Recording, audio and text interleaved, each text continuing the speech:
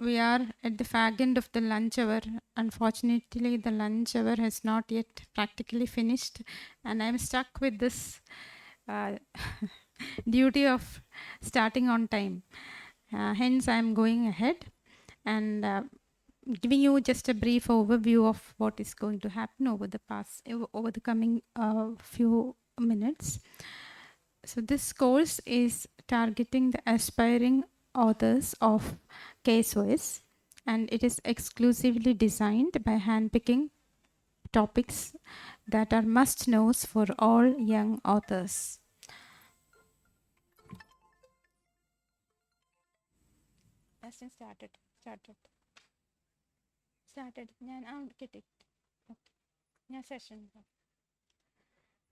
So essentially we have divided this talk into 4 sessions in order not to crowd the session too much. So the first will be an overview of how you can any person into ophthalmic practice can take baby steps towards publication. So it is it is for everybody, but it is also for the early career ophthalmologist who is considering a serious publication. Within that, we have many subtopics, of which I have selected literature search and referencing as the very important topic, both for publication as well as effective scientific reading. So that is why literature search and referencing smart ways. Dr. Smita Narayanan, Professor JMC Trishur, she will be here any moment now. She will be talking about that. And the publishers are daunted by the prospect of rejection, and it is a number one deterrent to come into the publication arena. So that is why while we celebrate our successes, we should be able to deal with our failures equally well to move on. That is why article rejections should be faced with the head and not the heart. So how to do that? How to figure out the reasons and come out with the remedies? That is what our veteran past editor of KJO, Dr. Sudha, will be enlightening you on that.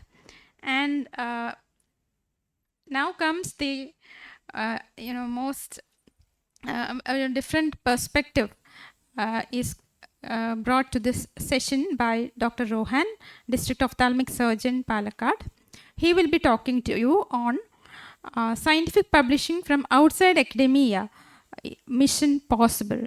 That's because a lot of people have personally and otherwise expressed their concerns about whether a practitioner outside of teaching, outside of medical colleges essentially, can get an article published.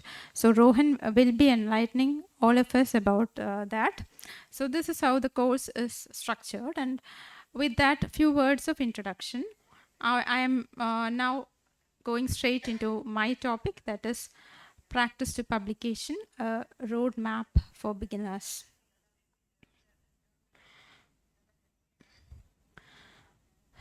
So I am taking this talk and I'm taking you with me from the perspective of a young publisher on the go. So the first step of any journey is to fuel up your engine, and that is your fire. Find that fire to publish. So the research journey is not easy. It is very demanding and energy and time intense with little financial gains. So that is why the researcher should be highly self-motivated, focused, goal-oriented, patient, and perseverant. So it's the attitude which is most important. That's why I've put that one slide on that. So once you have the fire and the fuel in you, the second thing for a journey is to gear up. So here the gearing up is regarding the essential research skills. So first of all, initiate the habit of regular scientific reading and journals so that you know what you're getting into. Learn all the research methodology basics. Acquire clinical documentation skills. That means even if you know and want to publish, if you don't know how to take a slit lamp photograph or a fundus photograph, how are you going to go ahead with your documentation? So those are the skills meant. once you have all this ready and a manuscript ready, how are you going to get it published without proper networking, collaboration, and communication? So soft skills are very important. And finally, your entire workspace, whatever workspace you are in, should be geared to publication. That means whatever data you have to stack it in the proper place where you will get it easily, both for storage and retrieval. So this is how you skill up to be essentially a researcher or into publication. So when I said you should learn research methodology, these are the things that come under it. It starts with the search engines, goes on with the manuscript writing, the reference tools, and the latest would be AI in research. And the most common myth about this part is that it's needed only for original research. No, it is not. As I said, even to read a journal properly, you need all this. Supposing you read an article, take a research course, then read the article again, you will see it in a different perspective. So, but how exactly are we going to attain this goal of, learning research methodology? It's not very, very difficult now, because we have many workshops by academic institutions, ICs like this in conferences, which are still largely empty, and online courses for self-paced learning. My personal favorite is the one by Elsevier Research Academy, but we also have AAO courses, and many webinars are there online. One by IGO, KJO would be the one, very nice one is there by collaboration between IGO, KJO. And there are courses run by NMC and KUHAS, which are both in the online and the hybrid format. And people who are seriously into research as mentorship programs by Harvard University, AAO, Women in Ophthalmology, etc. So now that you have the gear and you are all set with fuel and gear, the next step is to spark the engine on. Research is seeing what everybody else has seen and thinking what nobody else has thought. So it's up to you to get that idea to go on. Without that, there is no spark. So this slide may help you with that. First, just think of a research topic that you are passionate about, that the research topic should not come in your head. It should come from your clinics. So it should be something you are facing. Then you will be intrinsically motivated to go on with the research. Then comes the reading. You read about it, do a good literature search, identify the gaps. After doing this, don't let everything play in your mind. Sit and articulate whatever you have learned on paper, so that that research gap is actually put on paper, and phrase the problem as a research question. So that's how you refine your idea, but your idea should just not be fine, it should be finer, in the sense the research question should be feasible, it should be interesting, it should be novel, it should be ethical, and should be relevant to our practice. So this is Dr. Smita's domain. I am not going into it, like how to do a proper literature review. All I am saying is this, that is, however you do the review, you do reading not superficially, but you should do deep reading as a researcher. There is no scope for superficial reading, because that is the trick to find the gap. So when you read an article, have an analytical and critical mind and focus on the limitations and discussions of original articles. Look into the systematic reviews and the key concepts in the journals, and look out for certain expressions in articles that will tell you that this is a research gap. I will tell you what the expressions are shortly. Now, once you have done that, you can organize whatever you have read and write down critical questions that you have identified from each article with their citation and references. You should put it down in a Word document so that you can go back to it anytime you wish, and then meditate upon it. Sit there and meditate upon it. Don't act immediately, and discuss with your mentors, get more input into the data that you are using. And see, these are the expressions that often indicate research gaps. That is, this has not been reported. This is further needed or required. This has scope for improvement. The key question remains. It is important to address future areas, scope. Those are the areas which we don't generally focus on, but they are what the young researchers should be focusing on. So once you get the idea, you frame your research question, and the format, all of us know it is the PICOT format, which should have the population, the intervention, the comparison, the outcome, and the time in it. So once that is set, you are all set to go. So now you set the compass and map the route. please remember that the cost does not justify the path. So your good research should be as per COPE guidelines, well justified, well planned, appropriately designed, and ethically approved. So now you are all set to go and go to the design of the study. Just don't go. First design the route map you will be taking. So your objectives should be specific, measurable, achievable, relevant, and time bound, because each study starts with an aim and an objective.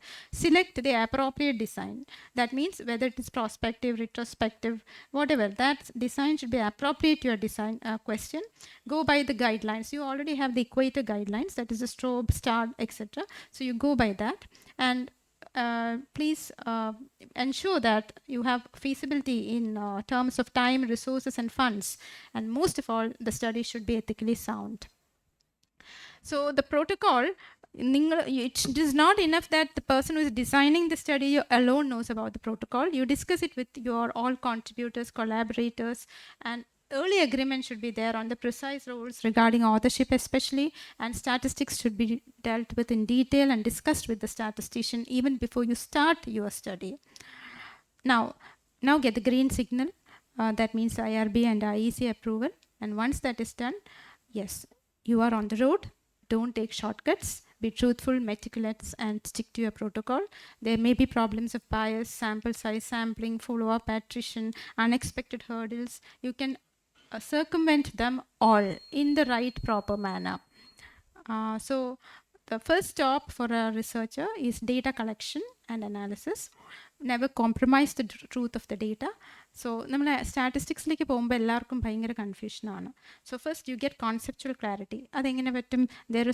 Already there are so many charts and stuff available in so many resources. You can also have a data management workshop. You can go to a data management workshop which will get you enough conceptual clarity. But hands-on, there are only very few researchers who do their own statistics. But it is possible. You can do it using these some softwares like SPS and OpenAPI. I have personally used the OpenAPI and found it useful. And but I would always recommend the services of a biostatistician, especially if you are a aspiring author. So once you are into it and your manuscript is ready, don't start writing the manuscript. You decide which is the location that you want to go to and select that right journal. So it is a stepwise approach to choose a journal. First is, see, every journal has a scope and a target audience. So you choose the journal whose readers are most in sync with your article. And then if there are 5 journals, list those as per the citation metrics. And then factor in the turnaround time, the rejection acceptance rates. And finally, if there are author fee, you decide whether you can afford the author fee. So most of all, this is about deciding on the journal, but most of all, you should decide how impactful your own article is. You should have insight on that. If it is just passable, do not go for a journal with very high metrics, because ultimately this depends upon your own publication goals.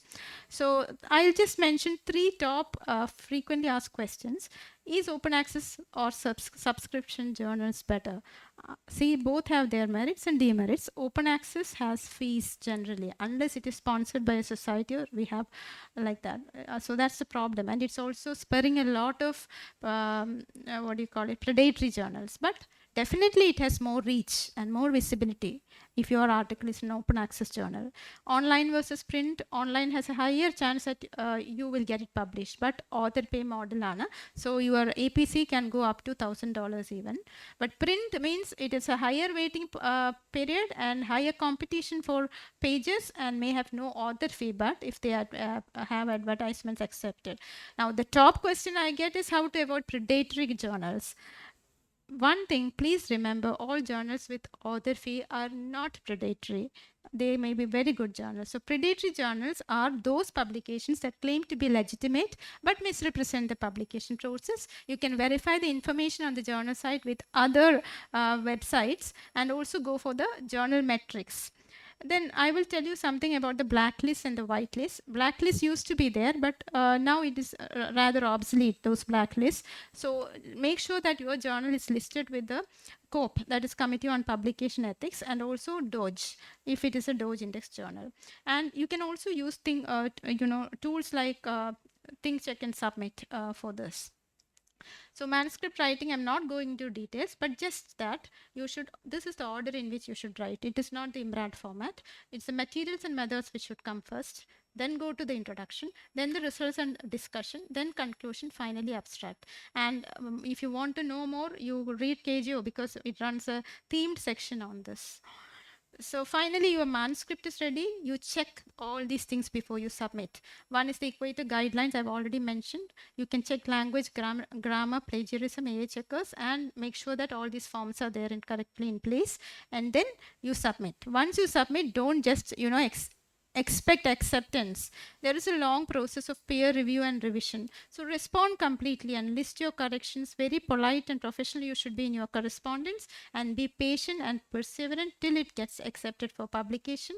And please remember, even if it is accepted, acceptance is not publication. There are rounds of proofing in between which takes months and even year. So and finally, if it gets rejected, it's not equal to dejection. Research journey is not for the faint-hearted. Pick yourself up every time you fall. Refine your study. Try again and again and again. So in conclusion, there are no shortcuts to good quality research and publication. And key attributes to success will be a structured step-by-step approach, continued research skilling, starting early in your career, collaborating wisely, patience and perseverance.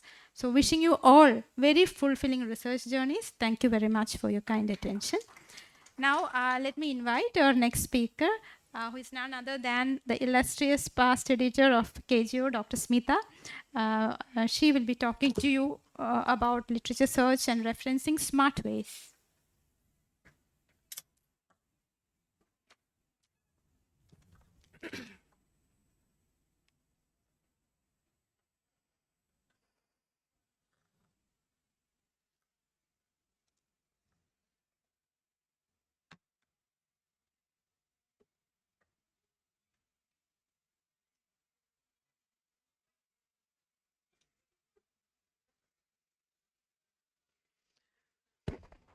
Good afternoon, ladies and gentlemen.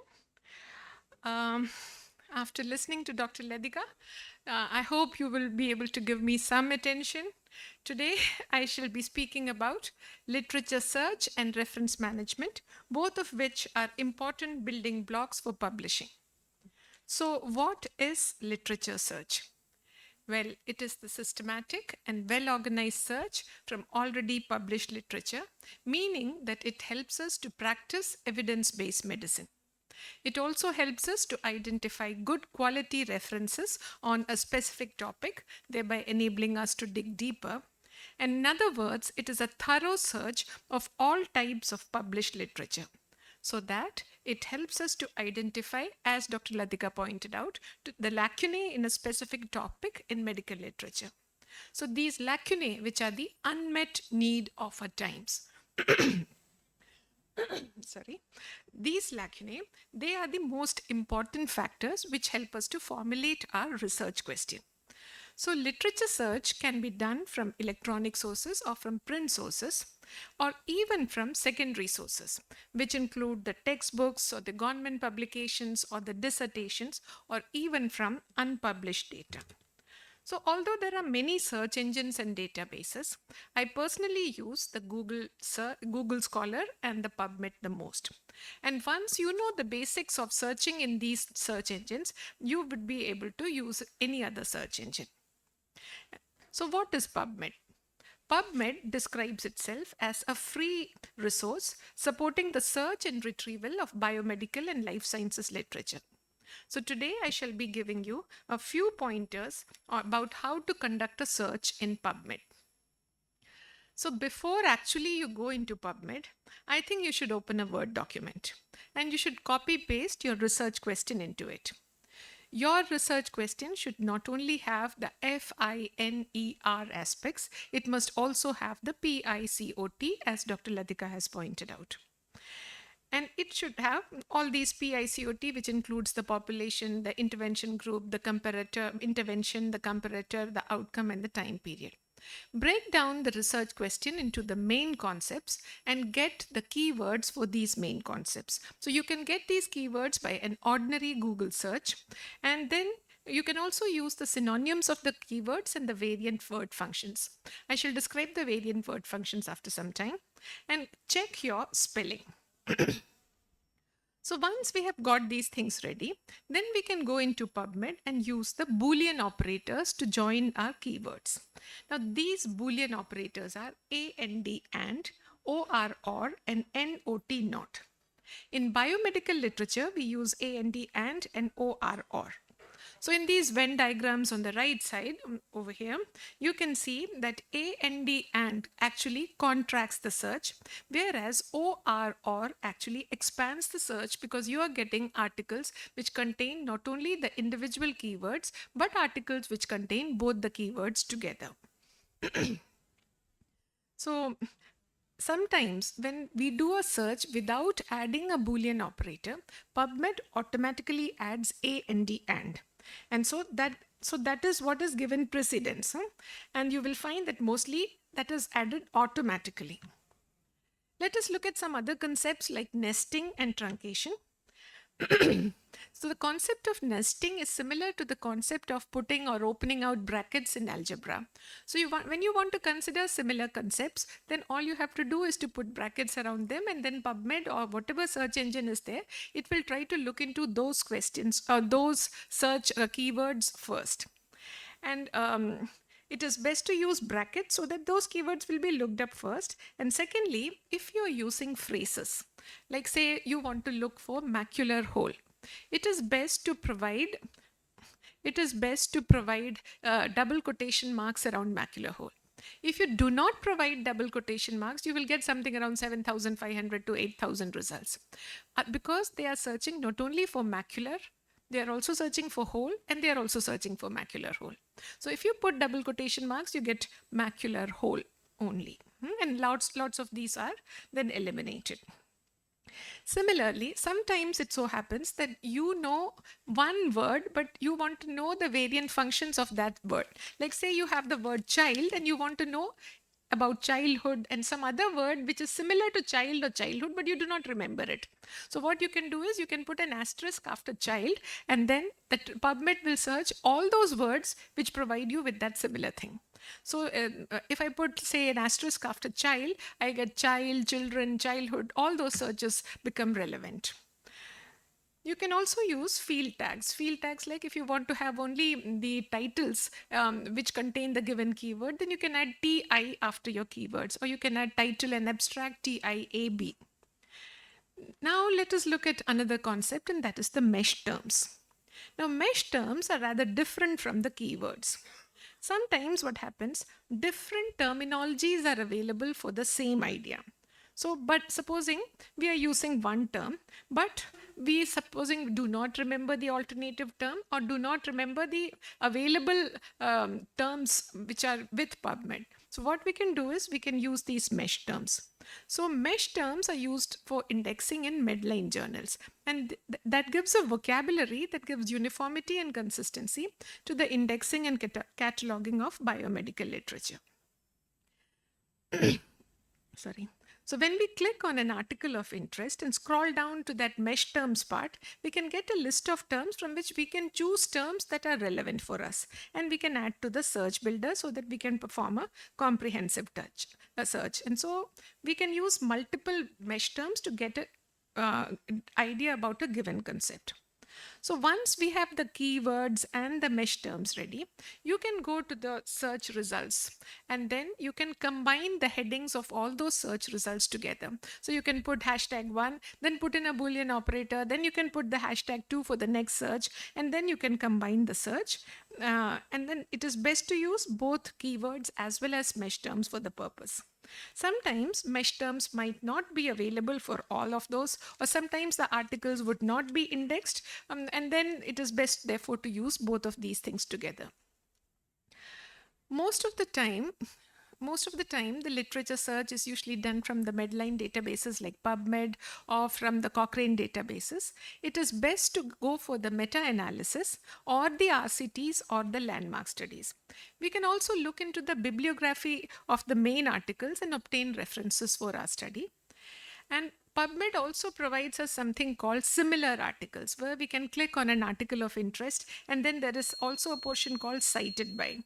So we can get relevant information from that also. Now I come to the second part of my topic, and that is the reference management.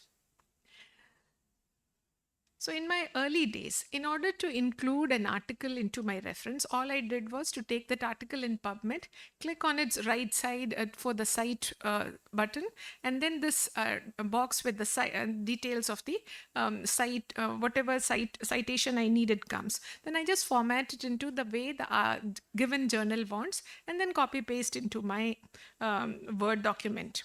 So usually this is how my Word document would look like, multiple references in it. What I found was that if I wanted to move one paragraph from one position to another, or if I wanted to change one reference from one position to another, then things used to become very, very difficult. And that is where the reference managers are most useful. So the common reference managers are the EndNote and Mendeley and Zotero. EndNote is a paid subscription-based, otherwise Mendeley and Zotero are freely available. So now Mendeley is available as Mendeley Reference Manager and Mendeley site. Basically, working on these is a very intuitive process. And what I do is I just click on the article of interest, and there is this PubMed index, the PubMed index number which is available.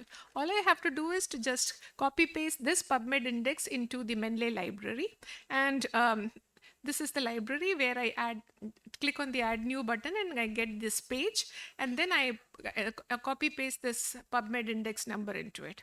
Once I click on this add entry, all these data gets filled up automatically, and then this citation or this reference gets included in my library. So that way it becomes very easy, and this is how it appears. So whenever I'm doing a literature review, or whenever I'm putting an working on a manuscript, all I have to do is to click on the references, and the reference manager appears on the right side. Then all I have to do is to just click on whatever article, whatever topic I want to click into to insert, and that becomes a very easy process. As I said before, the best part was the insert bibliography part. I can make as many changes into the manuscript and change the position of the paragraphs. It becomes very easy to rearrange it. The Mendeley reference manager automatically rearranges it. So in conclusion, I want to emphasize that literature search is an ongoing process. You may have conducted a search and submitted to a journal, but by the time the article gets published, or it's rejected and you want to consider a new journal, you have to conduct the literature search more and more to make it more with the times. Thank you very much for your kind attention. Thank you, Dr. Smita, for that very smart and enlightening talk. So now let me invite Dr. Smita and Dr. Sudha for her talk on dealing with article rejections with the head and not the heart. That is looking at remedies and reasons. Thank you, Ladiga, and thank you, KSOS, for this opportunity. Actually, my topic is very easy. I have been blamed quite a lot of times for saying that you rejected articles. You are rejecting all the Kerala articles. Now, I'll just give you examples to show you why I rejected them and what is the reason. For first thing that you have to know about this,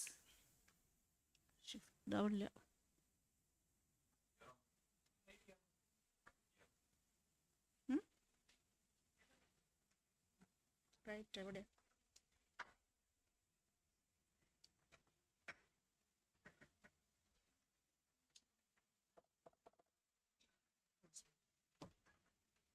Through directly contacting the patient. So what is the difference between the case control is, but case control is also a retrospective, but it is going from the disease to the exposure. That is so also have a retrospective cohort study. Then we have the randomized control study. Actually, this is about some new treatment modalities or any drug, but it has a lot of ethical values. So this type of studies is a little difficult. Here we have the population with the vascular eye disease given treatment which has cured, not given the treatment, then cured and not cured. As we know the drug, we have the phase 1, phase 2 and phase 3. After that only we will be able to prescribe the drug to the patient. Then another type of study is the single blind study. Single blinding, double blinding and triple blinding. Single blind means subject does not know that he is the part of the study. Double blind, both the subject as well as the interviewer does not know. And the triple blindness is the subject, interviewer as well as the data operator doesn't know that he is the part of the study. Excuse me, Dr. Rohan, can I just make a comment here? Because we are slightly short pressed for time. I think you should be focusing on the challenges you face. That's just correct. And because otherwise Okay, we will okay, not get time for that. So positive side of government setup is the interdepartmental study is possible in a government setup. We have, it is a multi-specialty hospital.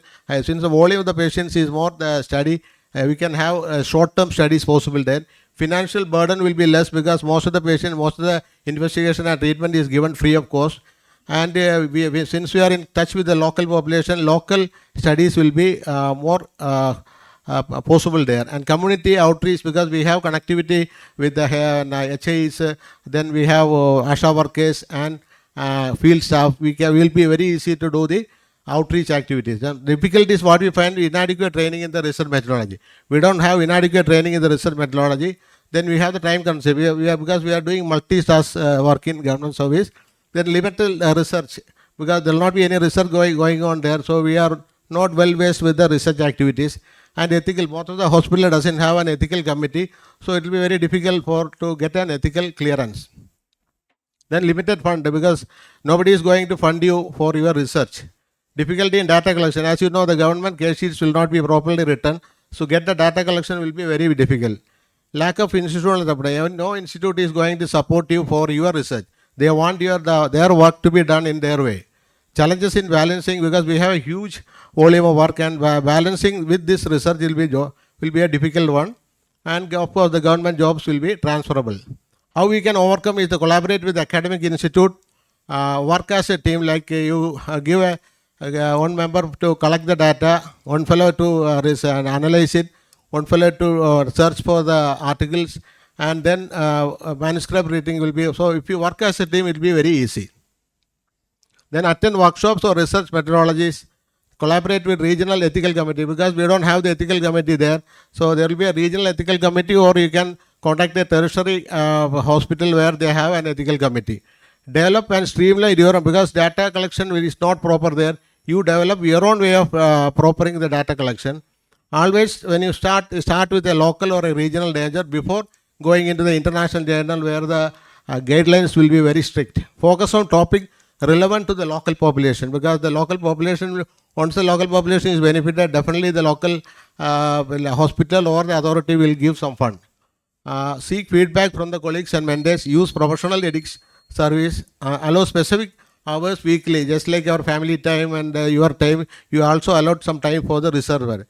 Selecting publications, see for frequently encountered ophthalmic condition. Go through the case sheets and see what is the frequently encountered ophthalmic condition. Topic that have significant impact on local population should be selected.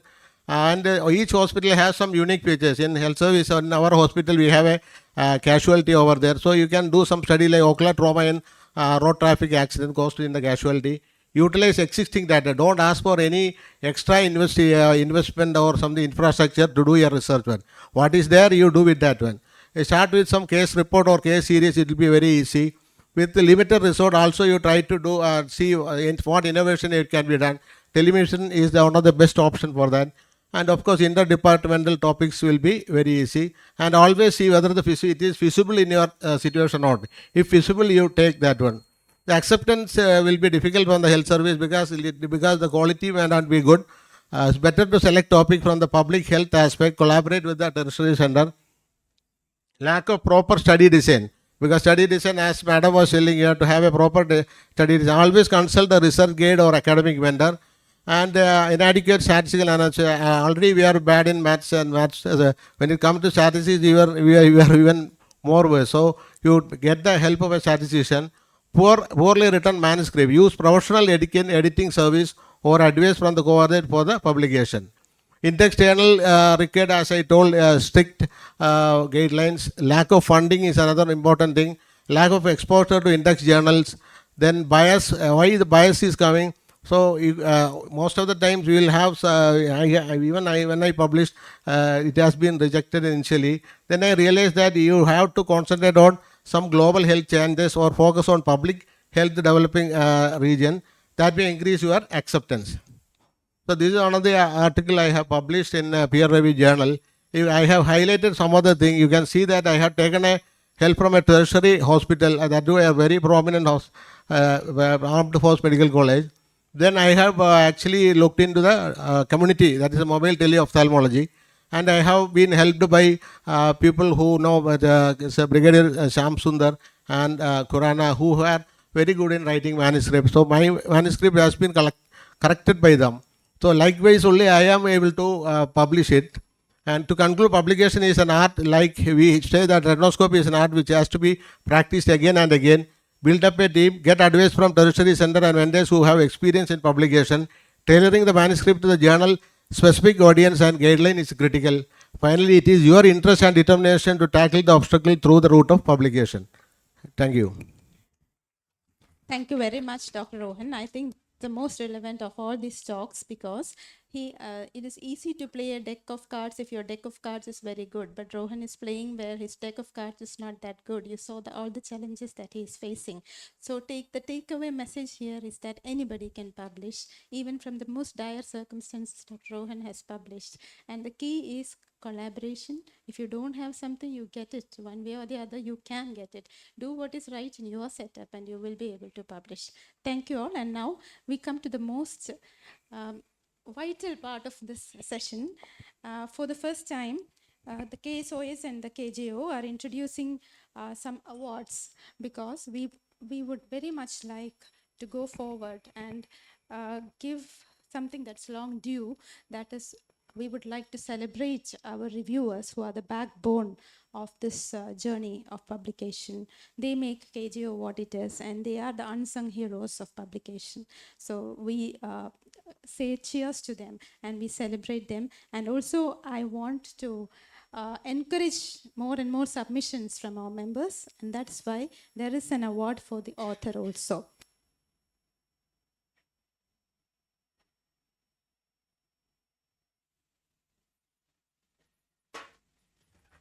Can I have those slides, please? So, slides, please. Award slides. Award session slides. So now we are going to announce the Outstanding Reviewer Award and the Most Prolific Author Awards. Yes.